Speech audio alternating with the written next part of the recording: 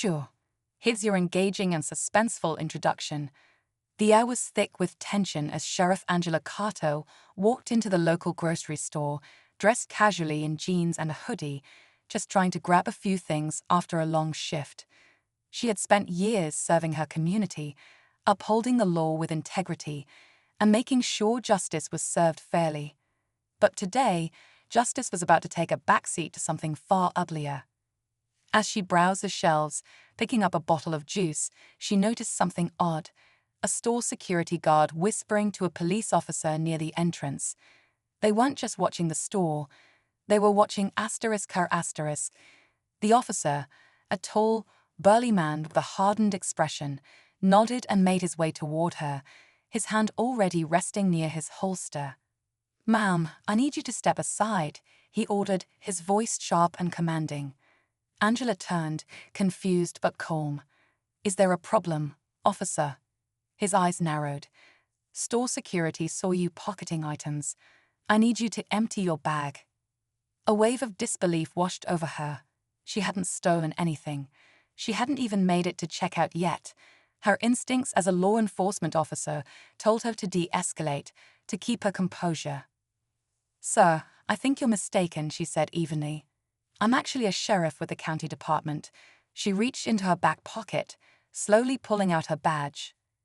But instead of easing up, the officer scoffed. "Oh, you expect me to believe that." He let out a chuckle, shaking his head. "Nice try, lady, that's fake." A few customers had stopped to watch. Some whispered to each other, a few pulled out their phones, recording the unfolding scene. Angela felt her pulse quicken. This wasn't just about a false accusation. It was about power, about deception, about a man who had already made up his mind. Before she could say another word, the officer grabbed her wrist. "Turn around, you're coming with me." Angela stiffened. "You're making a huge mistake," she warned. "Yeah, we'll see about that," he sneered, pulling out his cuffs. The store fell silent, the tension thick enough to cut with a knife. But what this officer didn't know, what he couldn't have possibly expected, was that karma was about to hit him faster than he could slap those cuffs on. And in the next 5 minutes, his entire world was going to come crashing down. Stay tuned, because what happens next will leave everyone speechless. Angela's heart pounded as the cold steel of the handcuffs clicked around her wrist. The officer, still gripping her tightly, smirked as if he had just caught a dangerous criminal. The crowd around them grew, whispers spreading like wildfire. Some people shook their heads in disbelief, while others recorded on their phones, their screens glowing in the dim store lights. "I told you you're making a mistake," Angela repeated, her voice firm but controlled. She wasn't going to let this escalate, but she also wasn't about to let this man strip her of her dignity. The officer, whose name tag read *Officer Reynolds*, yanked her wrist forward. "You can explain yourself at the station," he said. "Right now, you're under arrest for shoplifting." Angela let out a slow breath, keeping her cool, even as frustration burned inside her. "You didn't check the security footage. You didn't ask any questions. You just assumed I was guilty." Reynolds scoffed. "Lady, I don't need a lecture. I saw you trying to slip that bottle into your bag." Store security backed it up. At that moment, the store manager, a frazzled-looking man in his 40s, rushed over. "What's going on here?" he asked, looking between Angela and Reynolds.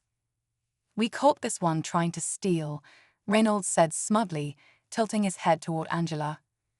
The manager hesitated, glancing at Angela with uncertainty. Are you sure? Did you check the cameras?" Reynolds waved him off. "Don't need to. I've been doing this job long enough to know when someone's up to no good." Angela clenched her jaw. That was it. He had already decided what kind of person she was the moment he saw her. It had nothing to do with store policy, nothing to do with actual evidence. And that realization stung more than the cuffs biting into her wrist. Meanwhile, the crowd grew restless. "Check the footage," someone called out. "She didn't take anything." But Reynolds ignored them, tightening his grip as he pulled Angela toward the exit. Just then, a voice rang out, cutting through the tension like a knife. "You might want to listen to her before you do something you'll regret." Angela turned her head slightly, recognizing the deep, commanding voice instantly. Her partner, Deputy Mark Davis, stepped forward, his own badge shining under the store lights. He had been just outside, waiting for Angela in the parking lot, when he noticed the commotion. Reynolds froze, his grip on Angela's arm loosening slightly. "And who the hell are you?" he asked, his confidence faltering for the first time. Deputy Davis pulled out his phone, tapping the screen. "I'm someone who just got off the phone with your precinct, and they're going to have a lot of questions about why you arrested a sheriff without probable cause." The crowd murmured, the shift in energy palpable. But even as Reynolds' face darkened with uncertainty, he wasn't backing down yet. He had no idea that his day was about to take a turn he'd never see coming. Reynolds' fingers twitched near his holster as he eyed Deputy Davis, his expression a mix of confusion and defiance. The tension in the air thickened, the weight of the moment pressing down on everyone in the store. Angela could feel the pulse of the crowd shifting, some people whispering, others holding their breath, waiting to see what would happen next. "You think flashing a badge changes anything?" Reynolds scoffed, tightening his grip on Angela's wrist again. "You can call whoever you want, but I saw what I saw." Davis didn't flinch. "No, you assumed what you wanted to assume.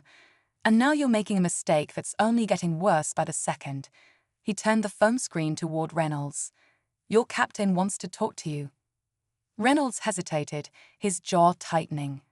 He snatched the phone out of Davis' hand and stepped a few feet away, his posture tense as he pressed the phone to his ear.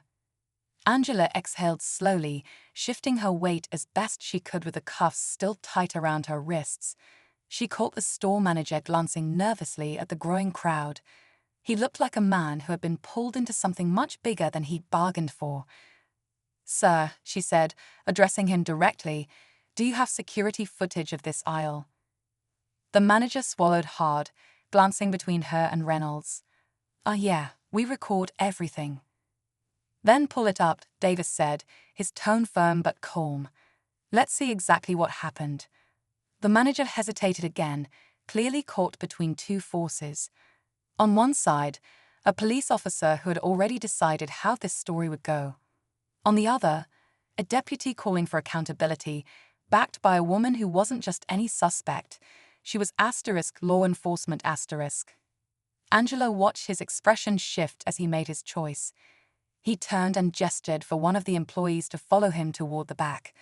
I'll go check," he said.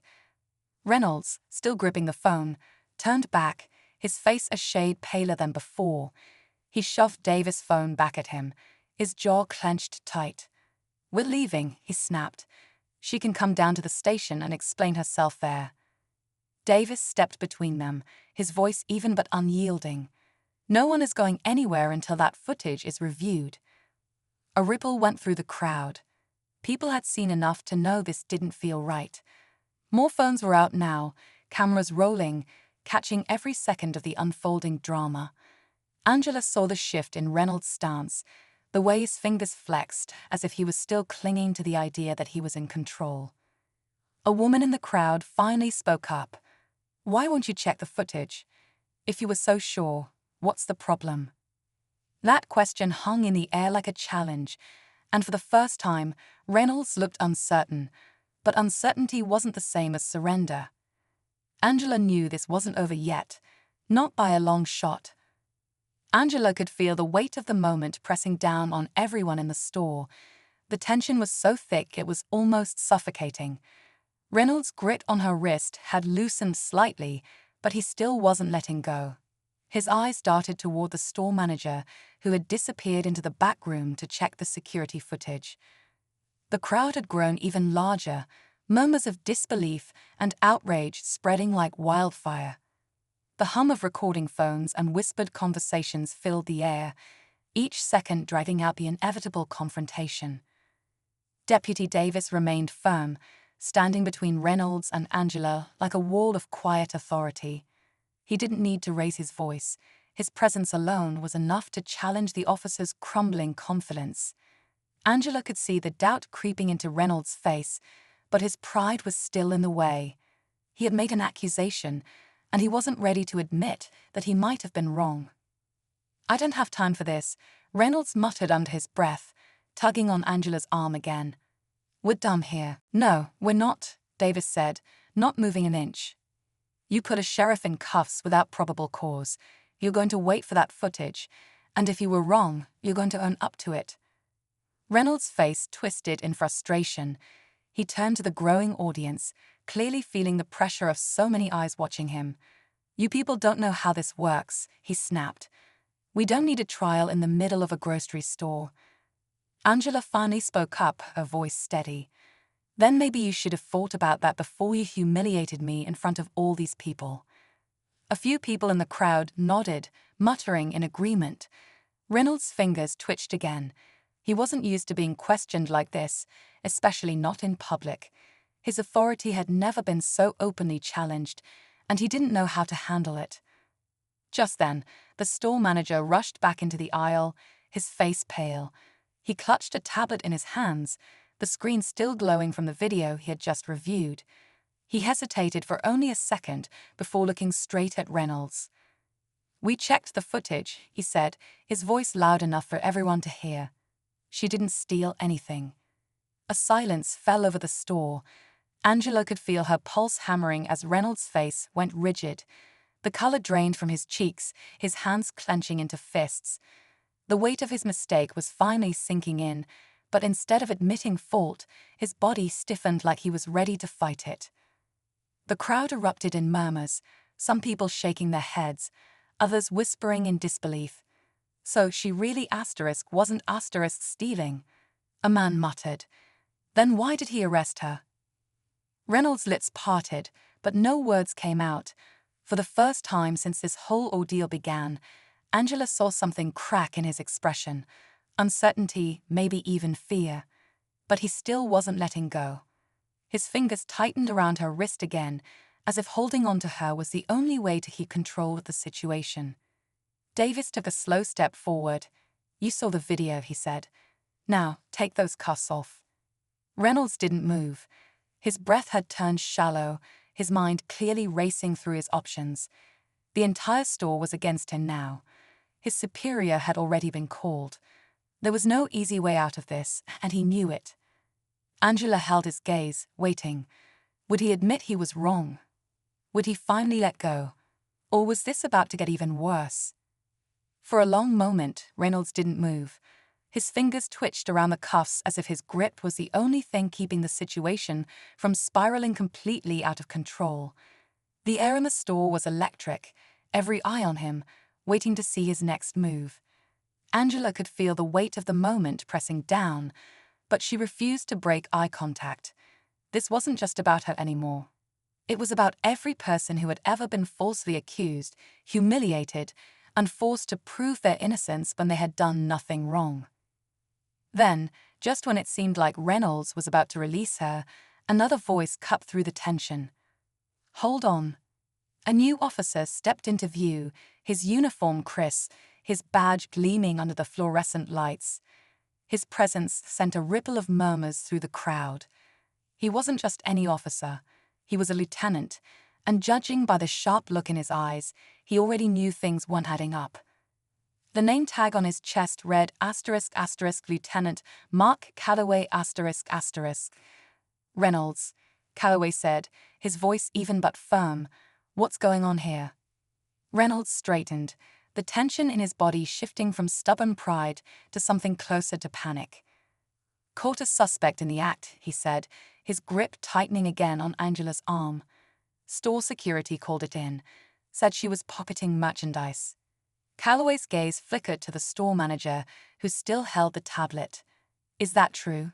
The manager hesitated, then shook his head. "No, sir. We checked the footage. She didn't steal anything." A heavy silence followed. Calloway exhaled sharply, running a hand over his chin. His expression darkened, and when he turned back to Reynolds, there was no hiding the frustration in his eyes. And yet she's still in cuffs. Reynolds swallowed hard. I thought. Calloway didn't let him finish. You thought. His voice was laced with disbelief. You arrested someone without confirming the accusation. Reynolds' jaw clenched, but his silence was all the answer anyone needed. Angela, still restrained, looked from Calloway to Reynolds, then back again. She could feel a shift in the air. Something was about to happen, something bigger than just proving her innocence. Calloway's eyes landed on her. "Ma'am, I apologize for this situation." Then, turning back to Reynolds, his voice dropped, edged with quiet authority. "Take the cuffs off." Reynolds' hands trembled slightly as he fumbled with the key. With a quick turn, the metal restraints snapped open. Angela pulled her wrists away, rubbing the sore skin as the crowd exhaled in a mix of relief and outrage. But before anyone could process what had just happened, another sound broke through the air, one that sent an instant chill down Angela's spine. A voice crackled over Reynolds' radio. "Dispatch to Officer Reynolds. We have a situation. Suspect description matches yours. Possible mistaken identity." A wave of realization washed over the crowd at the same time. Reynolds' face drained of all color. He turned to Calloway, panic creeping into his eyes. Angela's stomach twisted. Gift, she wasn't the suspect. Then who was ? Reynolds' radio crackled again, the dispatcher's voice now carrying an urgency that sent another wave of tension through the room. Suspects spotted exiting the parking lot, same clothing description, but male. Officers in pursuit. A murmur rippled through the crowd as people processed the revelation. Angela felt her heart pound as she turned to Reynolds, whose face was now pale, sweat forming at his temple. The realization hit everyone at once. He had the wrong person all along. Lieutenant Calloway narrowed his eyes at Reynolds, his voice laced with controlled anger. "You arrested the wrong person, humiliated her, and nearly escalated this into something much worse. Do you realize what you've done?" Reynolds swallowed hard, looking for words, but none came. His hands twitched at his sides, as if debating whether to reach for his radio or simply disappear. Angela took a deep breath, steadying herself. The anger bubbling inside her was justified, but she refused to let it consume her. "This is exactly why people don't trust the system," she said, her voice firm. "I showed you my badge. I told you who I was. And still, you chose to see a criminal instead of a fellow officer." The store manager cleared his throat awkwardly, glancing between Angela and the two officers. I sincerely apologize, ma'am. I should have spoken up sooner." Angela didn't reply. Her attention was locked on Reynolds. The crowd's eyes were on him too, their whispers growing louder. Some people had their phones raised, recording everything. He had made a mistake, a serious one, and there was no undoing it now. Then, just when it seemed like things couldn't get worse for Reynolds, another officer's voice burst through the radio. "Suspect in custody. Confirmed theft, resisting arrest, and he had a weapon on him." A stunned silence followed. Reynolds' hands clenched into fists, his jaw tightening as his mistake became even more glaring. He had wasted time profiling the wrong person while the real criminal nearly escaped. Lieutenant Calloway turned to Angela, his voice filled with respect. "Sheriff Carter, you have every right to file a complaint against this officer, and I'd support it." Angela held Reynolds' gaze, watching as shame and panic flickered across his face. She could see the weight of his actions sinking in. Then, after a long pause, she finally spoke. "I don't need an apology," she said. "I need change." The weight of her words lingered as Calloway turned back to Reynolds. "Turn in your badge and gun. Effective immediately, you're suspended pending an internal investigation." Reynolds stiffened, but he didn't argue. He knew he had no ground to stand on. Slowly, he unhooked his badge, the symbol of his authority, and placed it in Calloway's hand. His weapon followed. The moment felt surreal.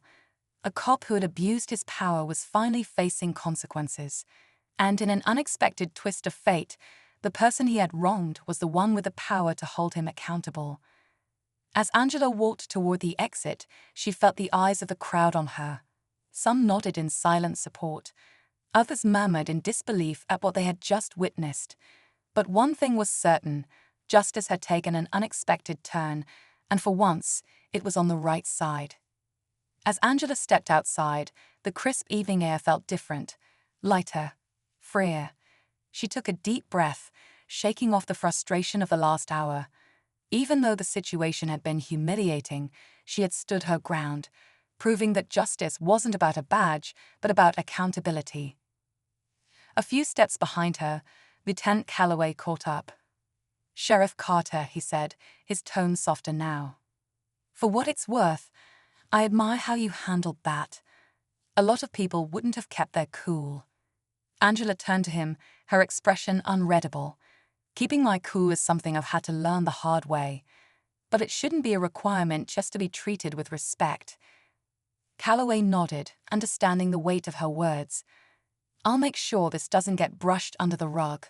Reynolds will answer for what he did."